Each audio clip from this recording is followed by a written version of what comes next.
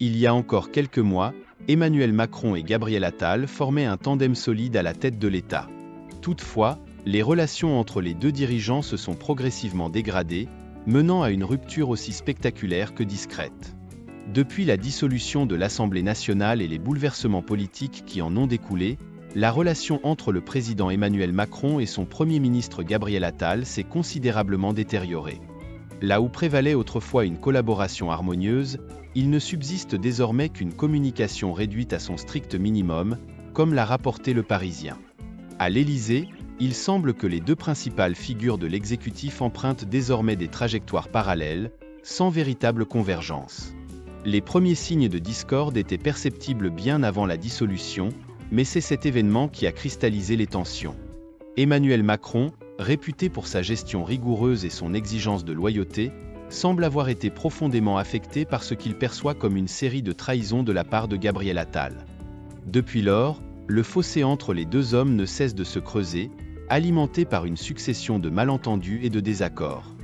Les Jeux Olympiques, censés être un symbole d'unité nationale, ont paradoxalement accentué la distance entre Macron et Attal. Alors que ces deux dirigeants devaient incarner l'esprit de cohésion autour de cet événement mondial, il en a résulté tout le contraire. Si les gestes publics se voulaient cordiaux, les coulisses révélaient un froid palpable. Lors de la réception de remerciements à l'Élysée, le 12 août dernier, les observateurs ont noté l'absence totale de complicité entre les deux hommes. Pour Emmanuel Macron, les griefs sont multiples. Entre une gestion jugée trop personnelle des affaires publiques et des décisions prises sans concertation, le président n'a pas mâché ses mots. Selon un proche, Emmanuel Macron aurait confié à plusieurs reprises que Gabriel Attal était devenu trop centré sur lui-même, au point de délaisser les priorités gouvernementales. Le surnom TPMG, tout pour ma gueule, attribué à Attal en interne illustre la dégradation de l'image du Premier ministre aux yeux du président. La dissolution, l'acte décisif? La dissolution de l'Assemblée nationale, décidée unilatéralement par Emmanuel Macron, a marqué le véritable point de rupture entre les deux hommes. Gabriel Attal, pris de court par cette décision, n'a pas caché sa déception. Ne pas avoir été consulté pour une décision d'une telle envergure a été perçu par lui comme une mise à l'écart délibérée de la part du président. Depuis lors, le ressentiment s'est installé, et la coopération entre les deux dirigeants n'a cessé de se détériorer.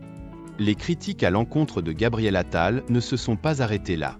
La suspension de la réforme de l'assurance chômage, sans en informer le chef de l'État, a été perçue comme une nouvelle preuve de sa déloyauté.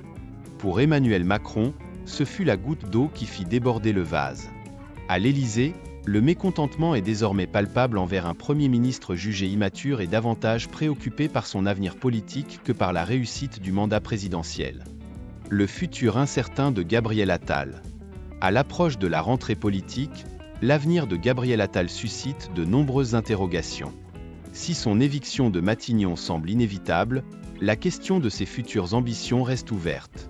Le président de la République pourrait chercher à freiner ses aspirations, notamment en ce qui concerne la présidence du Parti Renaissance. Une nouvelle bataille politique se profile à l'horizon, avec pour toile de fond une relation déjà bien compromise. Néanmoins, certains proches de Gabriel Attal estiment que l'histoire entre les deux hommes n'est pas encore terminée.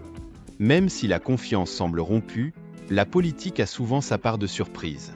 L'automne pourrait réserver de nouveaux rebondissements, et l'évolution de la situation dépendra de la capacité des deux hommes à surmonter leurs différends pour l'intérêt général.